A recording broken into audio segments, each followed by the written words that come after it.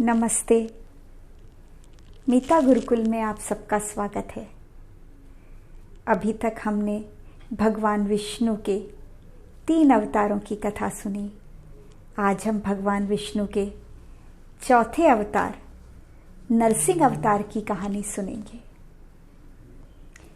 भगवान ने जब तीसरा अवतार वराह के रूप में लिया, तब उन्होंने हिरण्याक्ष राक्षस का वध किया और पृथ्वी को उसकी कक्षा में स्थापित किया।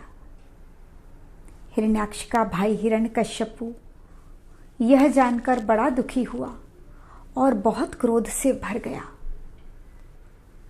उसने सोचा कि वह अपने आप को और शक्तिशाली बनाएगा, इसलिए उसने ब्रह्मा जी का तप करने का निश्चय किया और वो तपस्या करने के लिए अपना राज्य छोड़कर जंगल की तरफ निकल गया। जब वह जंगल में तपस्या कर रहा था, तब इंद्र ने मौका देखकर उसके राज्य पर हमला कर दिया। इस समय उसकी पत्नी कयादु गर्भवती थी। इंद्र ने उसके राज्य पर हमला करके कई असुरों का वध कर दिया और वह कयादु का हाथ खींचकर उसे अपने स्वर्ग की राजधानी अलकापुरी ले जाने लगा। इतने में नारद मुनि आए। उन्होंने इंद्र को समझाया कि ये अच्छी बात नहीं है, तुम्हारी शत्रुता हिरण्यकश्यपु के साथ है, इस कयादु के साथ नहीं। और वह कयादु को अपने आश्रम ले गए।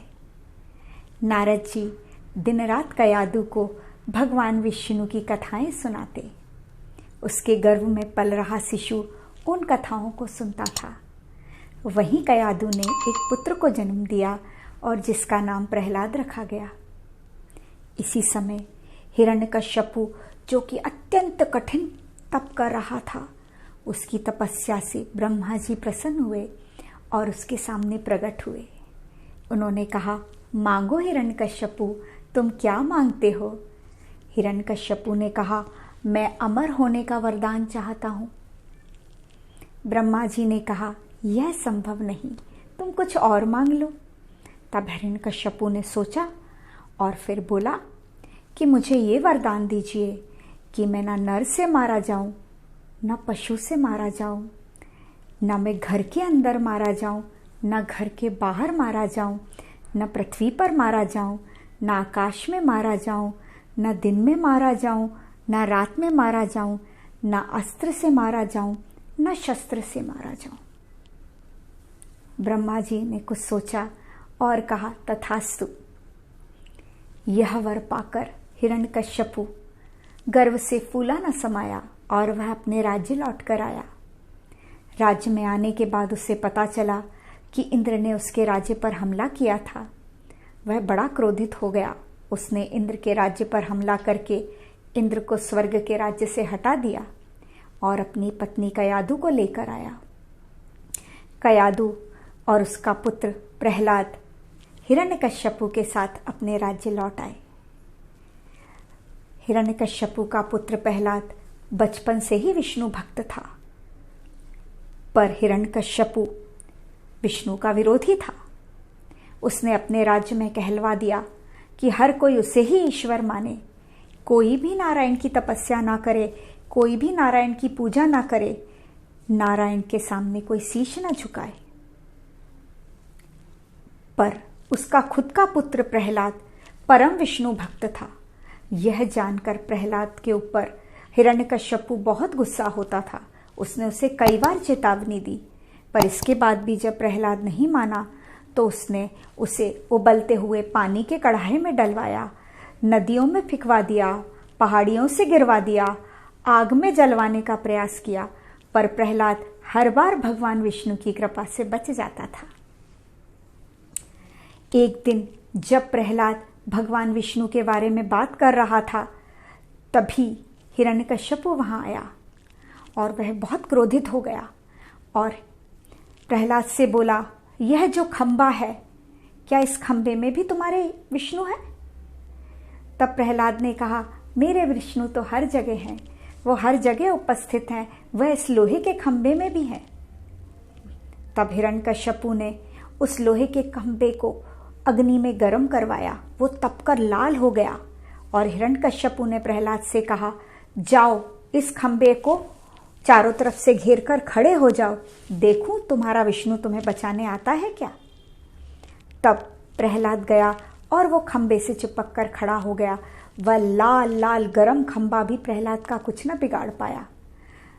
तब हिरण्यकश्यपु गुस्से में भरकर अपनी तलवार निकालकर प्रहलाद की तरफ झपटा।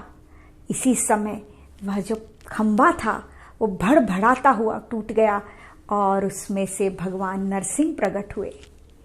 वह गुस्से में दहाड़ रहे थे।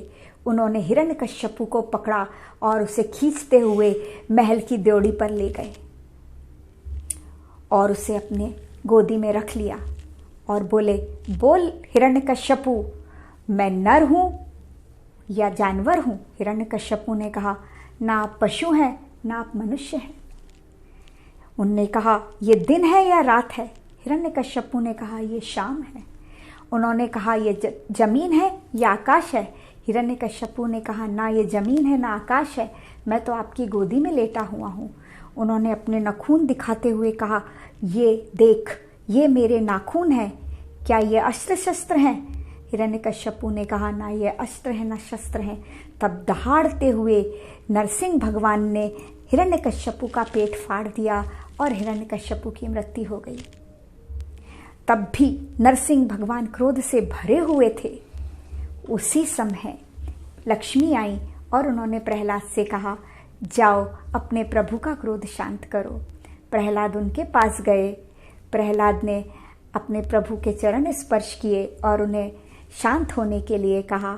तब नरसिंह भगवान ने प्रहलाद को बहुत प्यार किया, बहुत स्नेह दिया और शांत हो गए और उसे आशीर्वाद दिया कि वह इस युग के अंत तक इस पृथ्वी पर राज्य करेगा। और इस प्रकार भगवान नरसिंह ने अवतार लेकर अपने भक्त प्रहलाद की रक्षा की। ऐसे हैं हमारे भगवान विष्णु, जो हमेशा भक्तों की रक्षा करने के लिए इस पृथ्वी पर आ जाते हैं। इसी के साथ ही आज की कहानी समाप्त हुई। आपको मेरी कहानी अच्छी लगी हो तो इसे लाइक कीजिए, शेयर कीजिए और मेरे चैनल को सब्सक्राइब कीजिए। इसके साथ ही नमस्ते, फिर मिलेंगे।